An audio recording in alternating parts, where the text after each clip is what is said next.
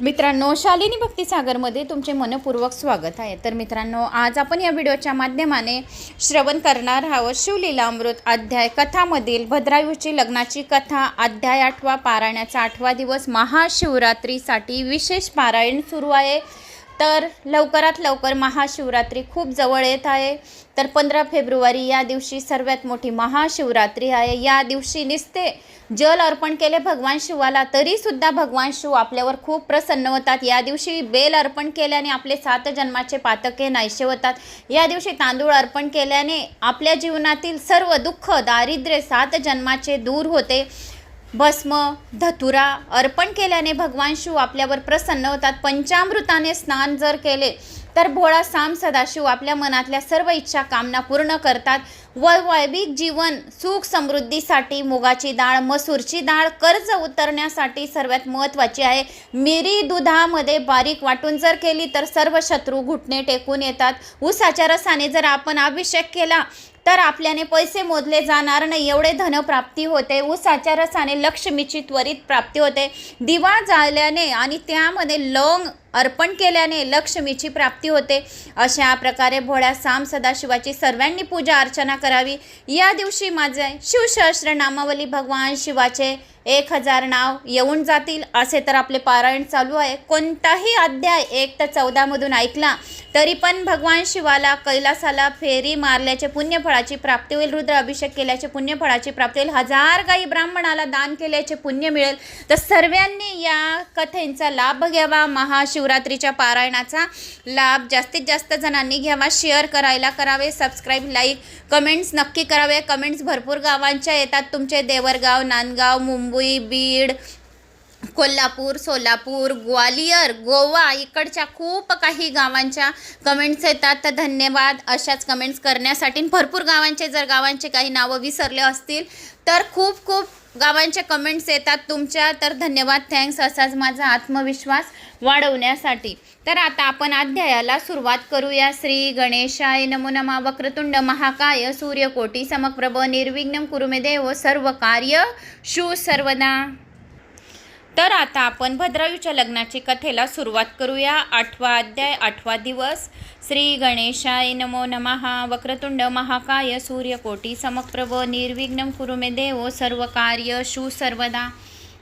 हे अतिशय भोळ्या शंकरा, नीलकंठा, तू वेदनांनाही अतिशय वंद्य आहेस। योगी रूपी धारण करून या पृथ्वीवर तूच भद्रायूला उत्तम प्रकारे नीतिशास्त्र सांगितलेस। तुझ्या शुभदायी अशा आशीर्वादाने भद्रायूला शिवकवचाबद्दल योगी विस्ताराने माहिती देऊ शकला। शौनिक व इतर ऋषींना व्यास मुनी नंतर सांगू लागले। गुरुने सांगितल्याप्रमाणे भद्रायू मृत्युंजय मंत्र सतत जपत असे। अंगावर, गळ्यात, दंडात रुद्राक्ष धारण करीत असे। सर्व अंगाला रोजच्या रोज भस्म चर्चित असे। शिवयोग्याने त्याला एक अतिशय सुंदर शंख दिला होता। त्या शंखाच्या होणाऱ्या आवाजाने शत्रू ऐकता क्षणीच मूर्छित पडत असे। तसेच एक तलवार सुद्धा दिली होती। नुसती म्यानाच्या बाहेर ती तलवार उपसली व शत्रूला फक्त दाखवली की शत्रू संपूर्ण जळून जात असे, भस्म होत असे। भोळा शंकर जर प्रसन्न झाला म्हणजे त्याचे देणे अलौकिक असे असते। तुला उत्तम आरोग्य प्राप्त व्हावे, दीर्घ आयुष्य लाभावे, अफाट ऐश्वर्य धनसंपदा मिळावी, सर्व राज्यात तू श्रेष्ठ राजा हो, नेहमी जाशील तेथे विजयी हो, संतोषाने पृथ्वीवर हजारो वर्ष राज्य कर, फलांची अपेक्षा न करता मनात नेहमी दान कर। तुझ्या आशा वागण्याने तुझी कीर्ती दाही दिशात तुझी पसरेल। भाग्यलक्ष्मी तुझ्या घरी वास्तव्य राहील। प्राणीमात्रांमध्ये दया तुझ्या हृदयात कायम भरलेली राहील। तुझ्या हातात नेहमी धनलक्ष्मी येवो वास्तव्य करेल। तुझ्या सर्व अंगावर लक्ष्मी वास करेल। तुझ्या बाहूमध्ये वीर लक्ष्मी सतत राहील। सर्व दूर कीर्ती तुझी दिगंदिगांपर्यंत तुझी कीर्ती पोहोचेल आणि तुझ्या केवळ एका खडग्याच्या वाऱ्याने शत्रूच्या पूर्णपणे नाश होईल। साम्राज्य लक्ष्मी तुझ्या घरात नांदत राहील। तुझ्या राज्यात विद्यालक्ष्मी आनंदाने नेहमी बहरेल। असा भद्रायूला शुभ आशीर्वाद देऊन शिवयोगी गुप्त झाला।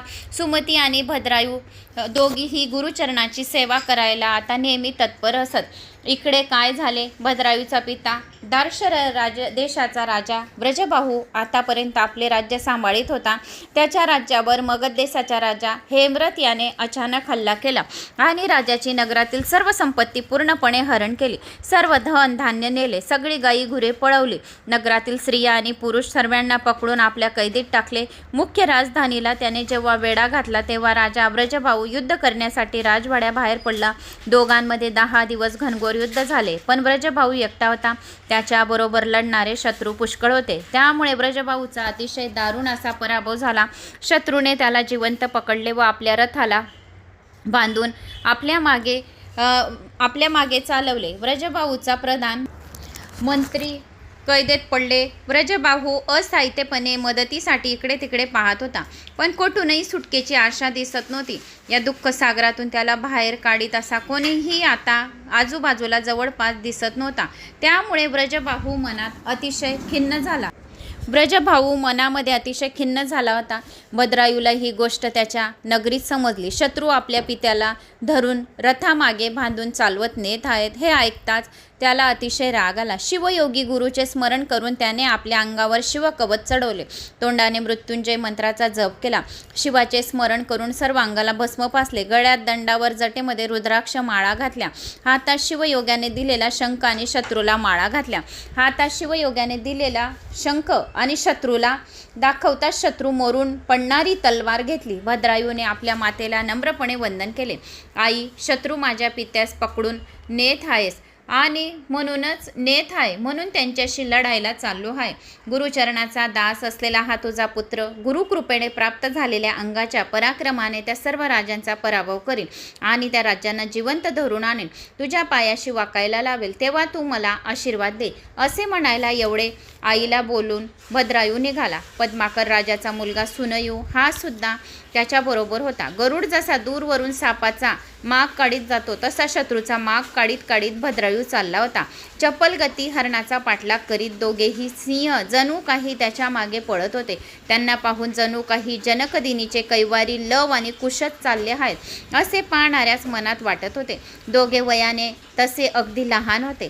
जाता जाता जेव्हा त्यांना पुढे आलेले शत्रू सैन्य एकदम समोर दिसले तेव्हा त्यांनी मोठ्या आरोळ्या ठोकल्या. अरे चोरांनो, तेथेच थांबा आणि जागेला उभे राहा.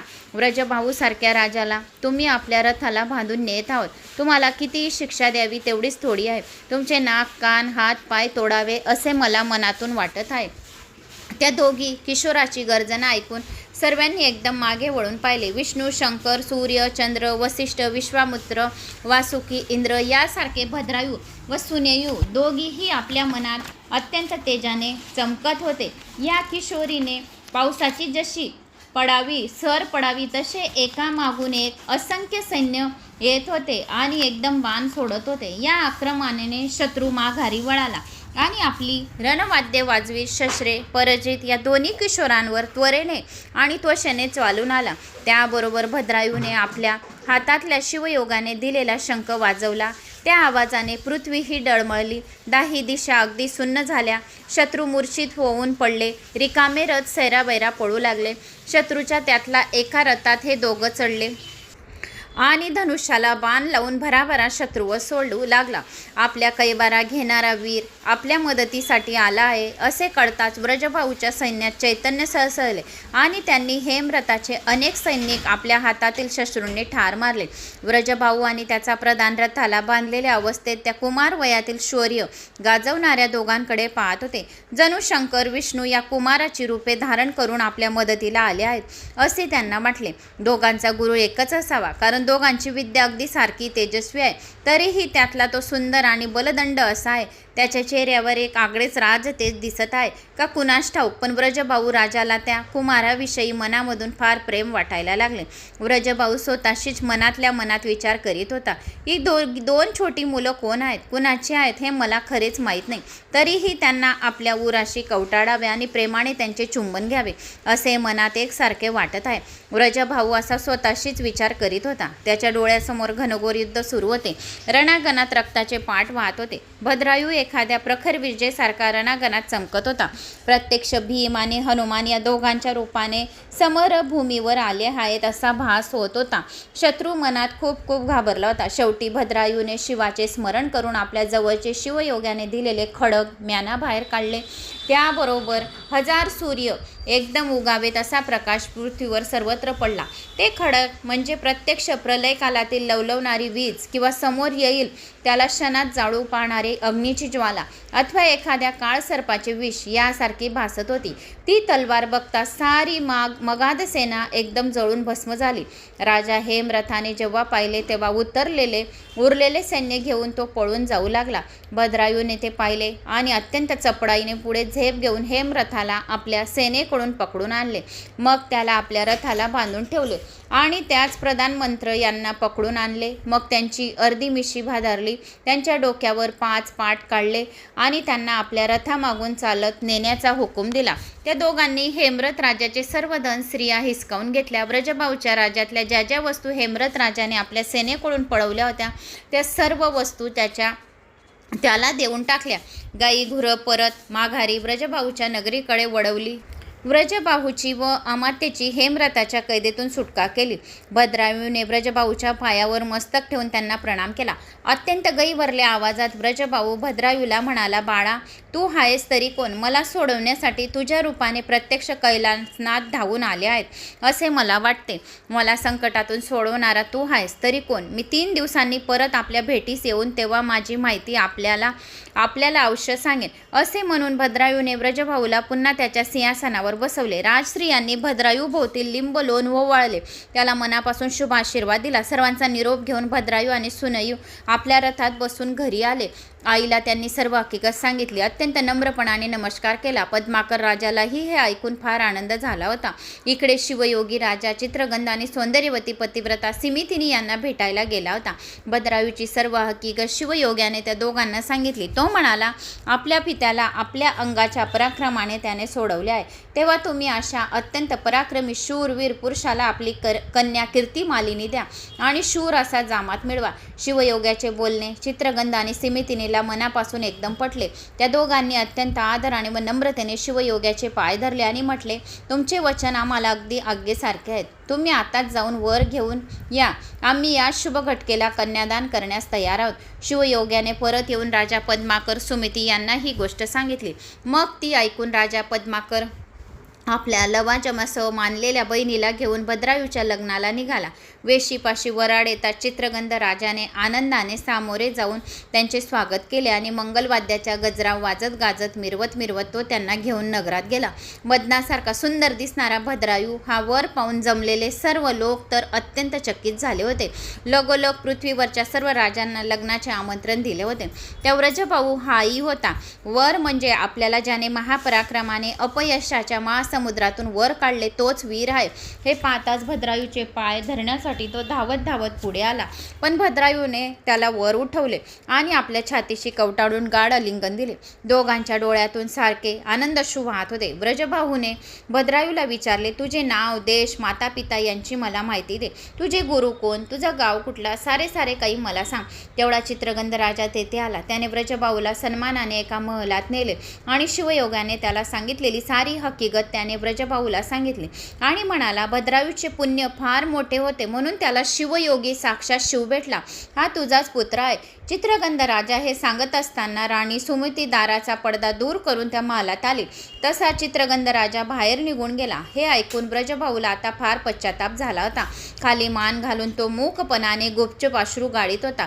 मागचे सारे दुःख आठवून सुमती राणीला आता रडू आवरत नव्हते. नंतर राजा ब्रजबाहू तिला म्हणाला, देवी, तुझी मी फार मोठा अपराध केला आहे. देवी, मी तुझा फार मोठा अपराधी आहे.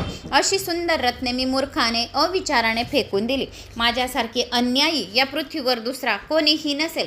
सुमती राणी, खरोखरच तू धन्य आहेस. मी मात्र अभागी. मला पुत्र नव्हता. माझे राज्य हिरावून गेले होते. पण तू मात्र मला पुत्रसहित राज्य दिलेस. मला क्षमा कर. मागचे माझे सर्व अपराध विसरून जा. राणी सुमिती म्हणाली, नाथ, यात माझे काहीही नसून सर्व शिवकृपेचा महिमा आहे.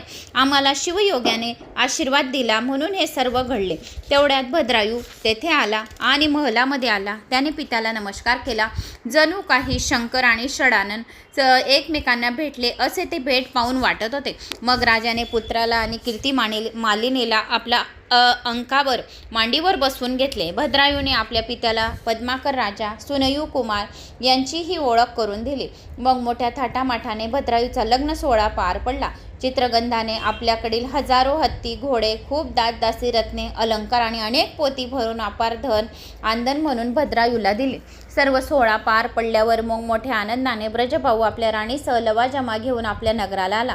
ब्रजभाऊ, राणी सुमती आणि भद्रायू हे सर्वजण आता फार आनंदात होते. या आनंदप्रित्यर्थ त्यांनी सर्व शत्रूंची बंदिवासातून मुक्तता केली. त्यांना कारभार घेऊन आपल्या दरबारात हजर राहण्याची आज्ञा दिली. ब्रजभाऊ राजाने सुमितीला पटराणीचे पद पुन्हा दिले. आता तिचा सल्ला घेऊन राजा आपल्या राज्याचा कारभार करू लागला. भद्रायूसारखा अत्यंत सुंदर, शूर, वीर, नम्र आणि मात्यापित्यांच्या आज्ञेत सतत असणारा पुत्र मिळायला जन्मोजन्मी शंकराची मनापासून भक्ती करायला हवी. अत्यंत पतिव्रता, सुंदर स्त्री, भाग्यवान, हुशार आणि नम्र अशा पुत्र आणि सर्वज्ञ असणारा गुरु हे पूर्वजन्माच्या पुण्याईने प्राप्त होतात. थोड्या दिवसांनी भद्रायूला आपल्या जागी गादीवर बसवून राजा ब्रजभाऊ सुमिती राणीसह वानप्रस्थ स्वीकार करून केदारनाथाच्या परिसरात तप करायला निघून गेला.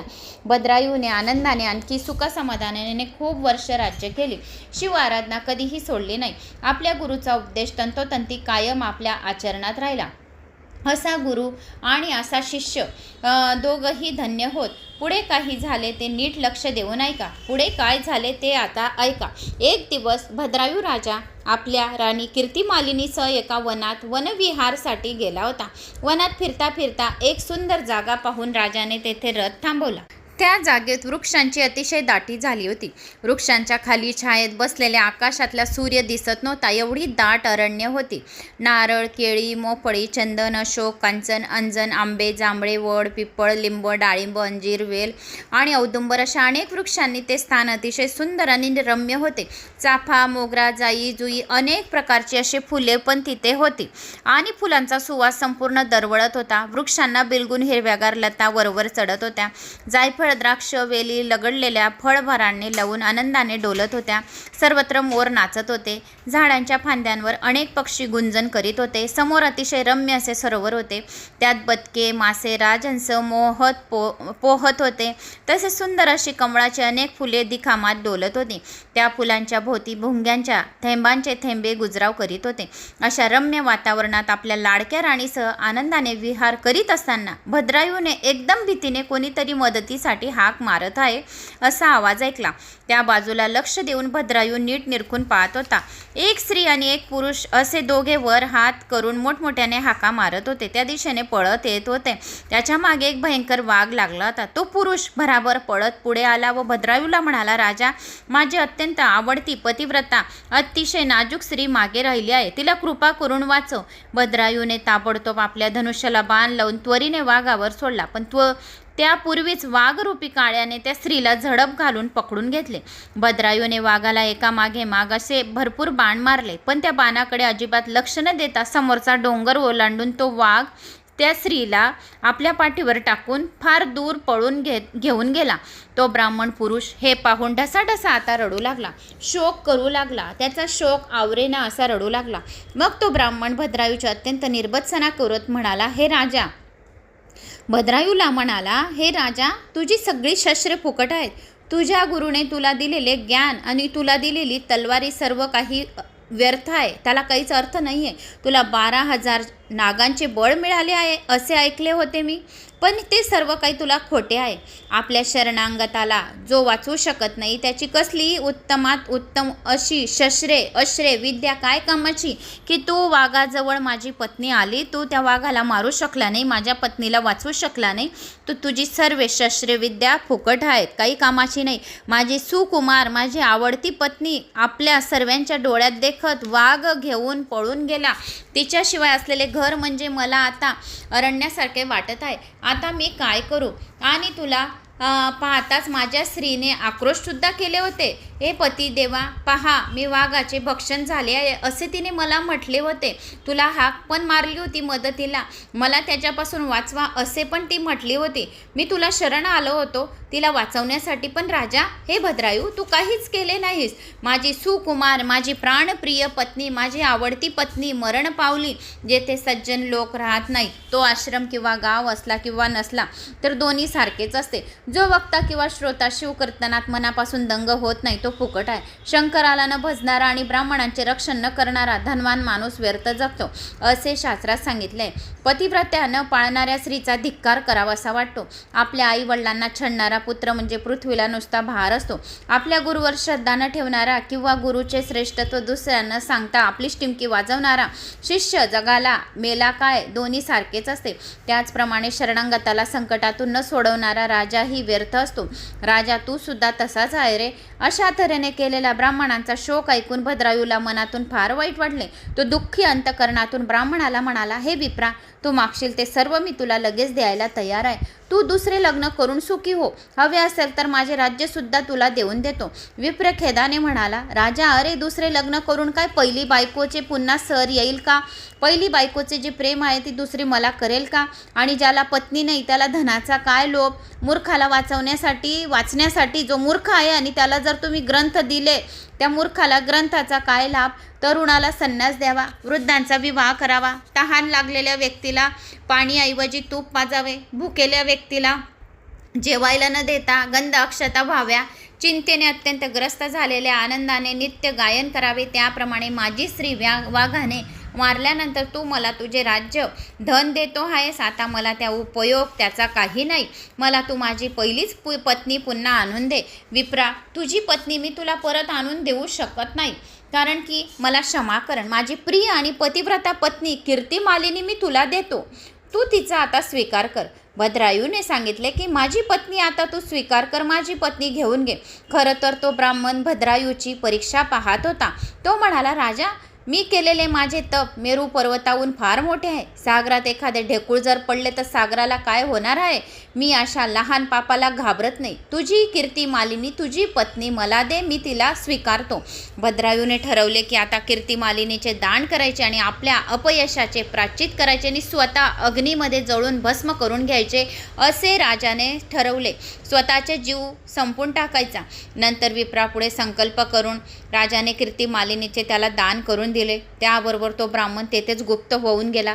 मग राजाने भद्रायूने अग्नी पेटवला, स्नान केले, गळ्यात असंख्य रुद्राक्ष जटेमध्ये धारण केले, सर्व अंगाला भस्म पासले, तोंडामध्ये शिवमंत्राचा जप करत राहिले. ओम नमः शिवाय या मंत्राचा जप करत राहिले. डोळ्यासमोर गुरुचरण आठवत राहिले. अग्नी शिवयोगी डोळ्यासमोर भद्रायूने कोणाला आठवण केले? आपण 7व्या अध्यायात शिवयोगीची कथा ऐकली. तो शिवयोगी म्हणजे साक्षात शिवने भद्रायूला सर्व काही नीतिमार्ग शिकवले होते. आता भद्रायूच्या लग्नाची कथा होती, तर ही कथामध्ये त्याने काय केले की शिवयोगीला आठवण केले, कारण की त्याचा गुरु कोण होता? शिवयोगी म्हणजे साक्षात शिव होता. तर त्याने डोळ्यासमोर शिवयोगीला आठवण केले. अग्निभोवती 3 प्रदक्षिणा घातल्या.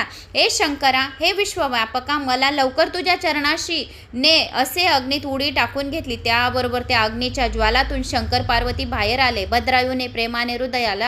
भद्रायूला प्रेमाने हृदयाशी धरून शंकर म्हणाले, भक्ता, काय हवे आहे ते माग.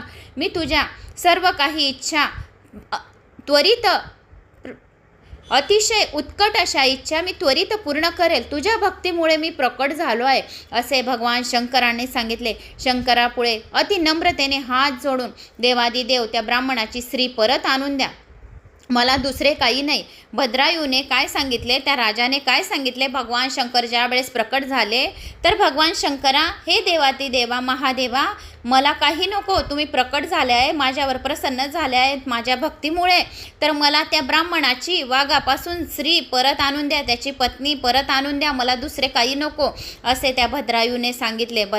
असे भद्रायूला सांगितले, दुसरे काही नको असे भद्रायू म्हणाला शिवयोगीला. त्याबरोबर हसत हसत शंकर म्हणाले, अरे वेड्या, मीच तो मगाचा ब्राह्मण झालो होतो, वाघ घेऊन माझी भवानी घेऊन आली होती. माझी भवानीला मी घेऊन आलो होतो. ती स्त्री जी होती तर ती भवानी होती. भवानीला घेऊन गेलो तुझे सत्व बघण्यासाठी. खरे तर मी येथे आलो होतो. ही घे तुझी कीर्तिमालिनी, तुला परत घे, तुझी बायको परत घे, तुझी कीर्तिमालिनी, तुझी पत्नी परत घे, आणि अजून तुला काय हवे असेल ते माग. तेव्हा हे शंकरा, माझा पिता ब्रजभाऊ, माझी सुमती माता, रक्षणकर्ता पद्माकर, राजा, या सर्वांना तुझ्या पायापाशी जागा दे. जो कोणी हा अध्याय वाचेल, श्रवण करेल, कोणाला सांगेल, त्याला सुद्धा तुझ्या पायापाशी जागा दे. त्यांना दीर्घ आयुष्य, धनसंपदा दे. असे भद्रायूने दीनपणे शंकराला बोलले. विनवीत म्हणाले. तथास्तु असे भगवान शंकर म्हणाले. आता तू माग. कीर्तिमालिनी शंकर कीर्तिमालिनीकडे पाहून म्हणाले, माझी माता सिमितिनी, पिता चित्रगंध नेहमी तुझ्या जवळ राहो. तिने सुद्धा नम्रतेने हात जोडून शंकराला मागितले. तथास्तु असे भगवान शंकर म्हणाले. तुम्ही जे मला मागितले मी तुम्हाला दिले. माझा जीव तुमच्यासारख्या भक्तांमध्ये नेहमी गुंतलेला असतो. जो कोणी शिवाची कथा ऐकतो त्या भक्तांमध्ये माझा जीव गुंतलेला असतो. एवढे बोलून हरभवानी अदृश्य झाले. शंकराला मनोभावे वंदन करून नंतर भद्रायू आणि त्याची प्रिय राणी कीर्तिमालिनी आपल्या नगरात परत आले. आणि पुढे भद्रायूने हरिश्चंद्र राजासारखा अतिशय नीतीने राज्य केले.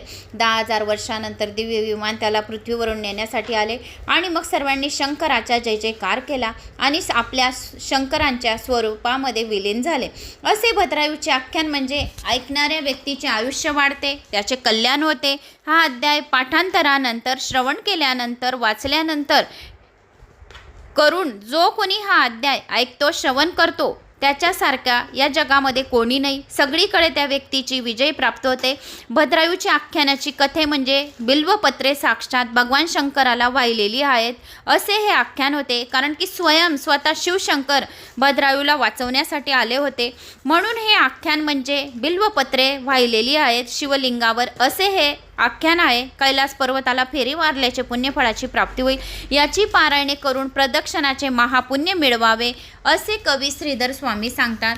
तर अशी भद्रायूच्या लग्नाची कथा होती. तर मला अशी आशा आहे की तुम्हाला माझी ही कथा आवडली असेल. भद्रायूच्या लग्नाची आवडल्यास लाईक, शेअर, सबस्क्राईब नक्की करा. कुठून कोणत्या गावात तुम्ही माझा हा व्हिडिओ ऐकत आहोत, आपल्या गावाची कमेंट्स. हर हर महादेव, ओम नमः शिवाय जास्तीत जास्त जणांना शेअर करायला विसरू नका. जय श्री माख.